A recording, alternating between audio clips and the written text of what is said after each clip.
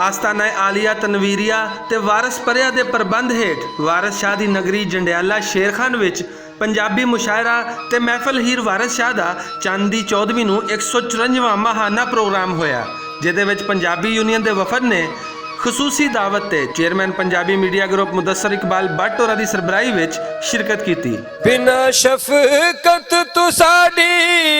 ਦੇ ਕਿਵੇਂ ਲਾਈਏ ਸਿਰਾਂ ਉੱਤੇ ਗਮਾਂ ਨੇ ਚੜ ਦਿੱਤੇ ਨੇ ਜੋ ਪਾਰੇ या रसूल अल्लाह। इस तकरीब की मेज़बानी फकीर वीर सिपाही होरां ने की ते हाज़रीन नूं अपने कलम की कारीगरी के नमूने भी अपने नवेकले अंदाज विच पेश करके खूब दाद वसूल की। रुत ए सुहाग वाली जिंदगी दा लाड़ा आया लैके नाल शगन ते वरी पार वार कौन खड़ा वेखो ओ विखाई जांदा कंध विचों मार के झरी। ओ वारिस शाह तंदूर विच दब बैठा ते कमला कलिया रंगने सानू अनू।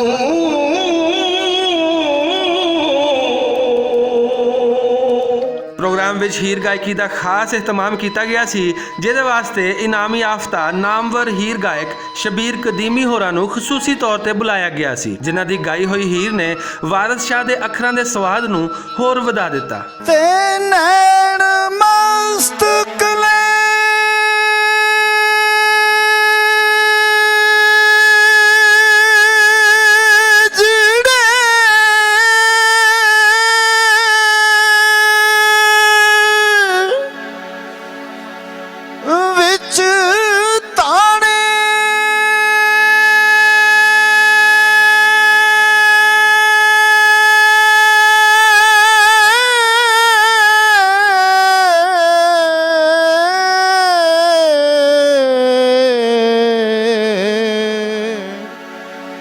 हीर कोल कत्ती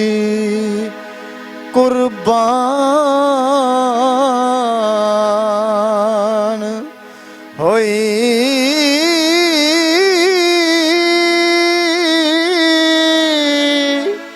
आ बगल विच बैठ के करे गल्लां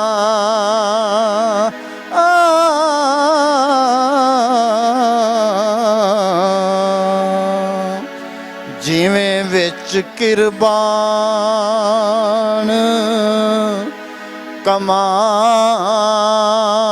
कमान होई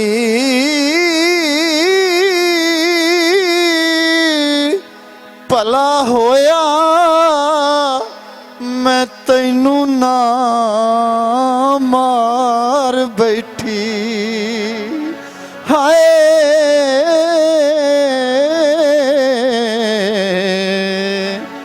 काई नहीं सी गल बे शान होई रूप जट दा वेख के जाग लदी हो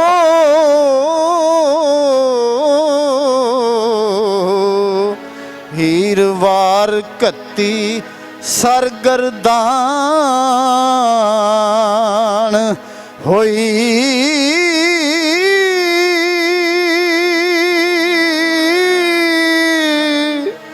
वारिस शाना था दम मारने दी हो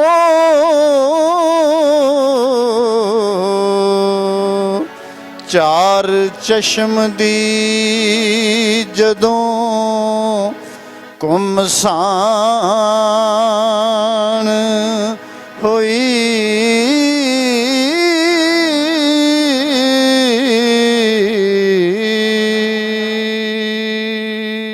ਇਸ ਮਹਿਫਲ ਵਿੱਚ ਕਈ ਐਸੇ ਫਨਕਾਰਾਂ ਨੇ ਵੀ ਆਪਣੇ ਫਨ ਦੇ ਮੁਜ਼ਾਹਰੇ ਪੇਸ਼ ਕੀਤੇ ਜਿਹੜੇ ਕੋਈ ਨਾਮਵਰ ਗੁਲੂਕਾਰ ਤੇ ਨਹੀਂ, ਪਰ ਸੂਫੀ ਕਲਾਮ ਦੀ ਮੁਹੱਬਤ ਵਿੱਚ ਇਹਨੂੰ ਗਾਣਾ ਸ਼ੁਰੂ ਹੋਏ। ਦਿਲ ਵਿੱਚ ਰਹਿੰਦਾ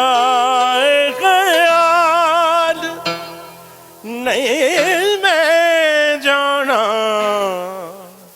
ਖੇੜਿਆਂ ਦੇ ਨਾਲ ਛੱਡ ਚੋਰੀਆਂ ਯਾਰੀਆਂ ਦਗਾ ਜੱਟਾ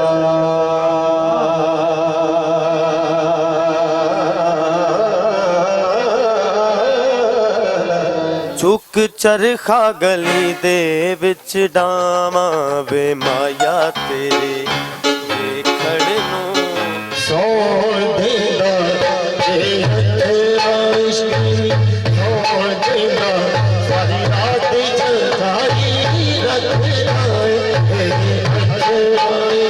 ਇਸ ਮੌਕੇ ਤੇ chairman Punjabi media group Mudassar Iqbal Bhatt ਹੋਰਾਂ ਨੇ ਆਖਿਆ ਕਿ ਪੰਜਾਬੀ ਜ਼ੁਬਾਨ ਨਾਲ ਨਾ ਆਸ਼ਨਾਈ ਨਵੀਂ ਨਸਲ ਨੂੰ ਸਾਡੇ ਬਾਬਿਆਂ ਤੋਂ ਦੂਰ ਕਰਦੀ ਜਾ ਰਹੀ ਹੈ, ਜਿਨ੍ਹਾਂ ਨੇ ਅਮਨ, ਭਾਈਚਾਰੇ ਤੇ ਮੁਹੱਬਤ ਦਾ ਹੀ ਦਰਸ ਦਿੱਤਾ ਹੈ। अगर साड़ी नवी नस्ल पंजाबी जबान तो जानू हो, पंजाबी जबान पढ़ती हो, पंजाबी जबान तो आशनाई हो,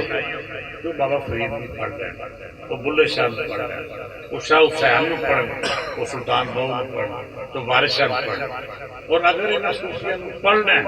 तो यकीनन वो एक मुकम्मल ते चंगे इंसान बनना। ਵੀਰ ਸਿਪਾਹੀ ਹੋਰਾਂ ਵੱਲੋਂ ਚੰਦ ਦੀ ਹਰ 14ਵੀਂ ਰਾਤ ਨੂੰ ਸਜਾਈ ਜਾਣ ਵਾਲੀ ਇਹ ਮਹਿਫਲ ਇਸ਼ਾ ਤੋਂ ਲੈ ਕੇ ਫਜਰ ਵੇਲੇ ਤੱਕ ਜਾਰੀ ਰਹਿੰਦੀ ਹੈ ਤੇ ਇਸ ਮਹਿਫਲ ਵਿੱਚ ਆਉਣ ਵਾਲੇ ਸੂਫੀਆਨਾ ਕਲਾਮ ਸੁਣ ਕੇ ਆਪਣੀ ਰੂਹ ਦੀ ਤਸਕੀਨ ਦਾ ਸਾਮਾਨ ਕਰਦੇ ਨੇ। ਕੈਮਰਾਮੈਨ ਜ਼ਿਸ਼ਾਨ ਭੱਟ ਨਾਲ ਅਸਗਰ ਅਲੀ, ਭੁਲੇਖਾ ਟੀਵੀ, ਜੰਡਿਆਲਾ ਸ਼ੇਰ ਖਾਨ।